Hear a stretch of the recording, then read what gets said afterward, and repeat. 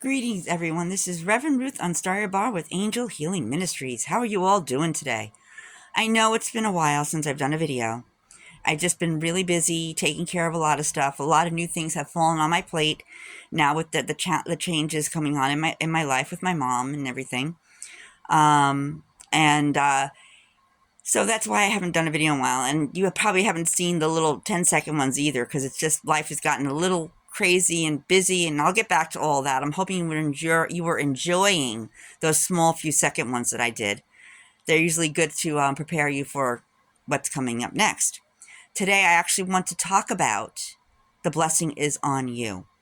And this was inspired by Joel Osteen. And he has been my inspiration, this minister, for many, many, many years. Okay, it feels like it's been years, but I've probably been only watching him 2-3 years now. And he's really inspired me with a lot of his sermons and everything like that. And it was just amazing just to hear him. And when I heard it, the sermon he talked about the blessings on you, I knew I was inspired to do a version of it myself. So, my friends, this is what we're here to talk about. Again, this is Reverend Ruth on Star Bar with Angel Healing Ministries. And I did this sermon on Sunday at the place where my mom is at. And it was the same, along the same line of things. That may not be the exact same words that I said then, but it'll be the words that are coming and being channeled here right now, my friends. So here we go. When I talk about the blessing is on you, my friends, I'm talking that even though you may not see it or feel it right now, my friends, it's still there. You just have to believe and know and trust. You see, when it comes to blessings, the blessing. It's a I am blessed mentality. And with that I am blessed mentality, you will start seeing the blessings in front of you, incredibly in front of you, right and left, here and there, everywhere. And some of us have that by having that mindset of I am blessed, or I deserve to be blessed, or I am blessed is probably your best way to say that, or I am worthy of being blessed. But when you have that I am blessed mentality, my friends, everything will flow like you want it to flow, my friends. It is you that can change the outcome of the blessing, my friends. You may and it's so easy in life, my friends, to get so involved and discouraged with everything going around now in the world, with everything that is, going on in the world, with all these changes and challenges we're running up against. But sometimes we forget that we are blessed, that the blessing is upon you and it's upon me. And it's just a matter of feeling that. You see, there's also something called I am, I am, let's see, I am not blessed mentality. And that's the wrong mentality to have, my friends, because if you use that mentality, if you claim that every day, that's what you're going to get. And all the blessings that God was going to send to you, my friends, will not come to be. But when you have the faith at the size of a mustard seed, and the mustard seed, how small that is, or how big it is. Well, you know what I mean. You need that kind of faith. You need that incredible faith of knowing that the blessing is upon you, my friends. Think about it. Think about your life, my friends. Think about the things in life that have happened to you over time. The moments that you shouldn't have survived a certain thing that happened.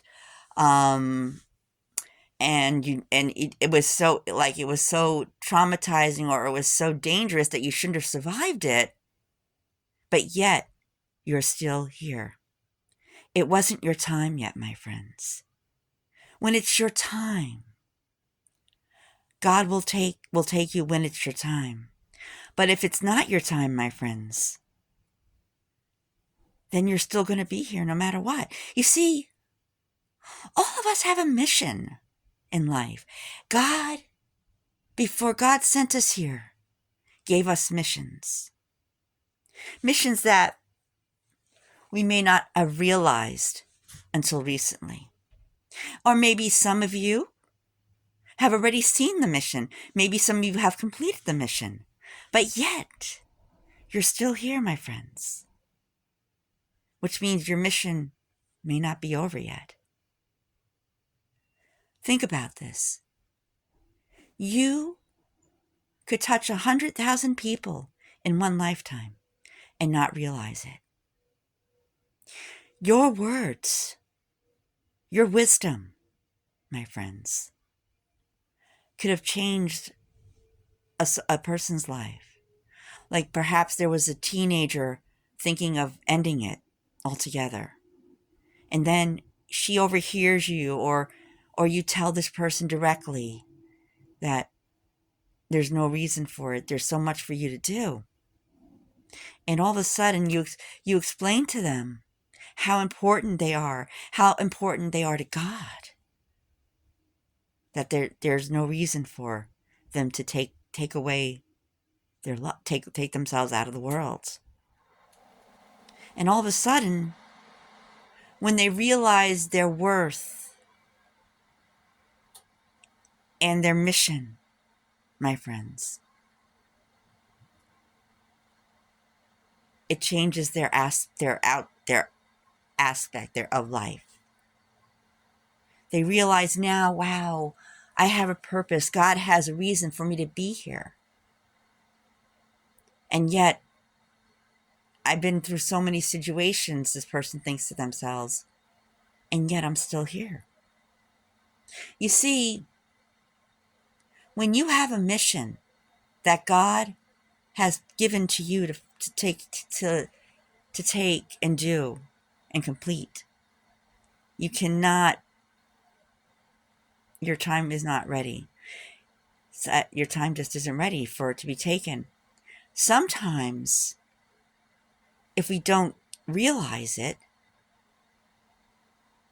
and that's again that we're going to the I am not blessed mentality, you could be stuck, my friends.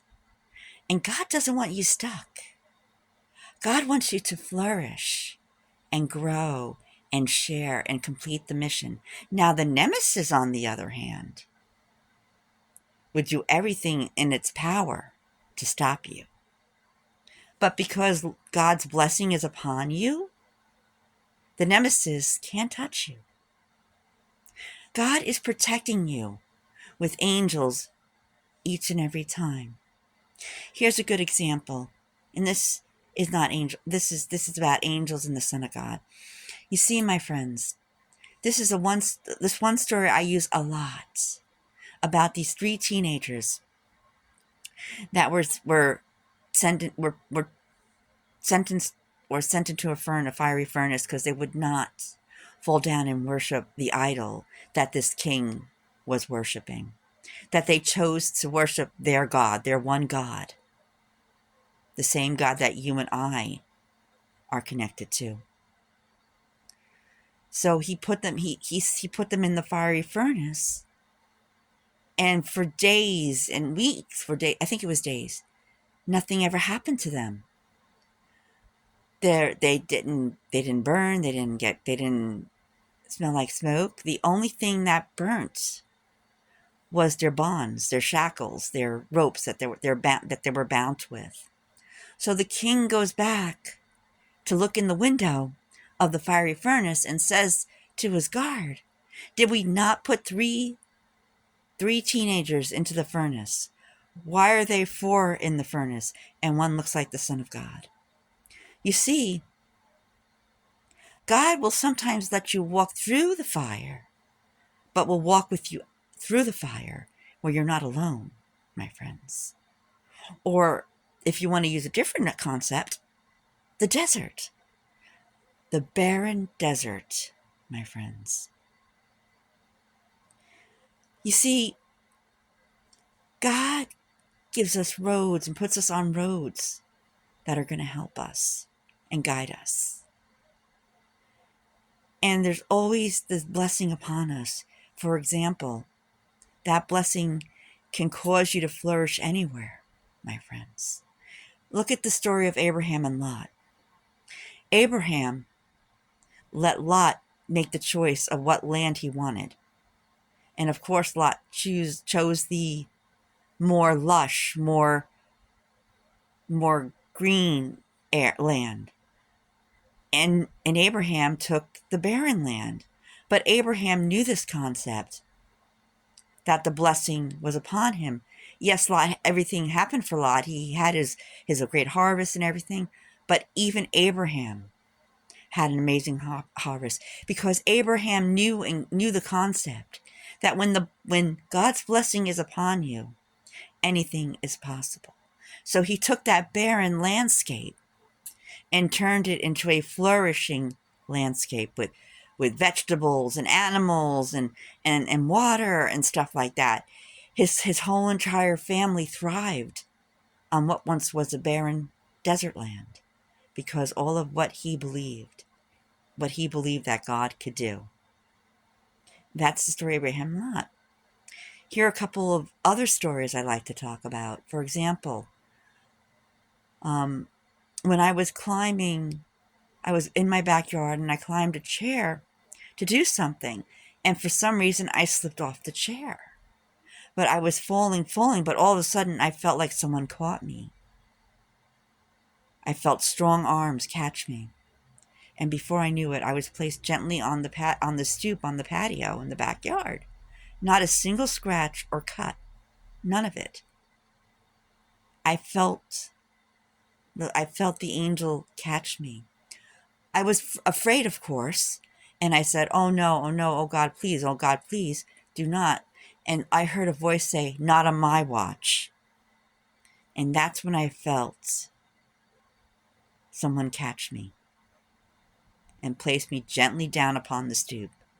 Not a single scratch, black and blue, or any of that at all. Not one at all, my friends.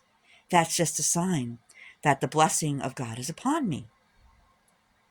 And here's another one. A friend and I went for a walk at the Japanese stroll garden, and that friend fell. He was moving a little too fast in life, but you know what? Even though he fell, nothing. He could walk. He was fine. No damages, nothing. He got it all checked out, and not a single scratch. Maybe some black and blues, but not a single bone out of place, not a single crack. And today he's fine. Again, the blessing of God was upon him. I slipped too that day, but I felt someone grab me to keep me from falling or push me. Grab my hand so I wouldn't fall over. You see, these blessings, even though I slipped on something, yet someone grabbed my hand and caught and saved me. Even though these things happen, my friends, they're blessings upon each and every one of you. God sent us here with blessings, my friends. And having that I am blessed mindset really makes those blessings come alive. Having the I am not blessed mindset will do the opposite. So, my friends, I highly recommend that you use the I am blessed concept, because you are blessed. No matter what dark corner you're in, no matter what rocky road, or if you're lost somewhere, there's always a blessing upon you. Like any kind of car accident, I think I talked about that earlier, and you come out of it 100%, and it should have been the opposite. There's your blessing. The finances, all of a sudden your finances feel like they're not getting good, or the doctor's bill says you're not going to get better, and all of a sudden a miraculous healing occurs and you get better. All of a sudden your finances get better as well. Like something happens that helps bring your finances up to snuff, my friends. You see, the blessing is upon you. Believe that. Trust in that, my friends. Think about it. How many of you out there have had that sense of peace where you're going through chaos and you're feeling chaotic, and all of a sudden you get that sense of peace of, it's all going to be okay. It's all going to be okay. You feel that in you, my friends. And that is what I mean when I say the blessing is upon you. And Joel, thank you so much for the inspiration. This is Reverend Ruth Amstaria Bar with Angel Healing Ministries. Have a blessed day and night, and we'll talk to you real soon. Namaste. And we love you. Namaste. Thanks. God bless. Thanks. Bye.